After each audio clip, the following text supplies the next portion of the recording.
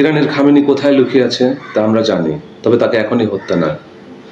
উক্তিটি করেছেন সারা বিশ্বের গণতন্ত্রের ডিলার, মানবাধিকারের প্রবক্তা মার্কিন যুক্তরাষ্ট্রের প্রেসিডেন্ট ডোনাল্ড ট্রাম্প। 13 জুন মধ্যপ্রাচ্যের ক্যান্সার বলে খ্যাত ইসরায়েল কোনো পূর্ব ঘোষণা ছাড়াই তাদের মতে তাদের পূর্ব প্রস্তুতির অংশ হিসেবে ইরান আক্রমণ করে বসে। এরপরে রাজনীতিতে আলোচনা শুরু হয়েছে ইসরায়েল এই মুহূর্তে কেন ইরানে আক্রমণ করলো, এই মুহূর্তে কেন ইরান আক্রমণ করে বসলো। আমরা সবাই জানি আন্তর্জাতিক আদালতে ইসরায়েলের প্রেসিডেন্ট বেঞ্জামিন নেতানিয়াহুর বিরুদ্ধে একটি মামলা চলমান রয়েছে এবং অভ্যন্তরীণভাবে বিভিন্ন পলিসির কারণে নেতানিয়াহু ইসরায়েলবাসীর কাছে যথেষ্ট অজনপ্রিয় অবস্থায় রয়েছে। তার মতে এই যুদ্ধ সম্ভবত তার জনপ্রিয়তা ফিরে দিতে পারে এমন একটি ধারণা থেকে উনি আগ বাড়িয়ে এই যুদ্ধ শুরু করতে পারে। কিছুদিন আগে ইসরায়েল গাজায় যে গণহত্যা চালিয়েছে সেখান থেকে আন্তর্জাতিক বিশ্বের নজর এড়াতে এই যুদ্ধটা কার্যকরী হতে পারে বলে ইসরায়েল মনে করছে। এই যুদ্ধ শুরুর আরেকটি কারণ হতে পারে ইরানের রেজিম চেঞ্জ।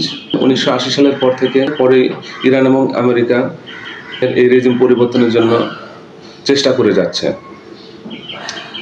ইসরায়েলের আরো একটি ধারণা রয়েছে যে তারা মনে করছে হয়তোবা ইরান পারমাণবিক অস্ত্র তৈরির একদম দ্বার প্রান্তে, তাই পারমাণবিক অস্ত্র যেন তৈরি করার সক্ষমতা না অর্জন করতে পারে এই উদ্দেশ্য থেকে ইসরায়েল ইরানে হামলা করতে পারে। সার্বিক বিবেচনায় ইরান এই যুদ্ধে ভালো করছে না। ভালো না করার বেশ কয়েকটি কারণ রয়েছে। এই কারণগুলোর মধ্যে একটি হলো ইরানের প্রক্সি শক্তিগুলো কাজ করছে না। আপনারা জানেন হামাস, হেজবুল্লাহ, হুতি এই অঞ্চলে ইরানের প্রক্সি শক্তি। মূলত এই অঞ্চলে ইরান এই প্রক্সি শক্তিগুলো দিয়েই তাদের কার্যক্রম চালায়।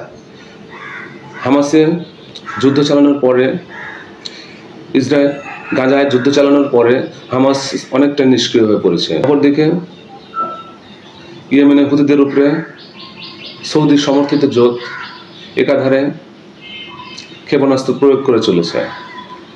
কিছুদিন আগে বাশার আল আসাদের পতন হয়েছে, যার ফলে এখান থেকে একটি শক্তি ক্ষয় রয়েছে ইরানের। অপরদিকে ইরানের ভালো না করার অন্যতম একটি কারণ হচ্ছে সৌদি আরবের সাথে তার মতাদর্শগত দ্বন্দ্ব। আপনি জানেন সৌদি এবং ইরানের মধ্যে শিয়া এবং সুন্নি দ্বন্দ্বগত রয়েছে। এছাড়াও মধ্যপ্রাচ্যের প্রায় দেশগুলোতেই মার্কিন যুক্তরাষ্ট্রের ঘাঁটি রয়েছে। স্বাভাবিকভাবেই এই দেশগুলো ইরানের পক্ষে যাচ্ছে না। অপরদিকে ইরানের বেশ কয়েকটি মিত্র, বিশেষ করে রাশিয়া এবং চীন, এই সময় ইরানকে অস্ত্র দিয়ে সহায়তা করবে এই ধরনের ধারণা মোটেও যৌক্তিক নয় এবং এটা নিশ্চিত তারা অস্ত্র দিয়ে ইরানকে সহায়তা করবে না। হামলার পরে ইরানের এখন বর্তমান পরিস্থিতি কেমন? রাষ্ট্রীয় বাহিনীর প্রায় প্রত্যেকটির প্রধানকে ইসরায়েল সুপরিকল্পিতভাবে হত্যা করেছে। এর ফলে ইরান মানসিকভাবে একটা ভঙ্গুর অবস্থায় রয়েছে। আরও একটি খারাপ করার কারণ রয়েছে ইরানের অভ্যন্তরীণ ষড়যন্ত্র। খোমেনি ইরানের রাজনীতি নিয়ন্ত্রণ করে। এখানে গণতন্ত্রের আঁশ খুব একটা শক্তিশালী সেটা বলা যায় না।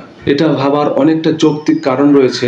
ইরানের জনগণের একাংশ খোমেনি শাসনকে পছন্দ করে না।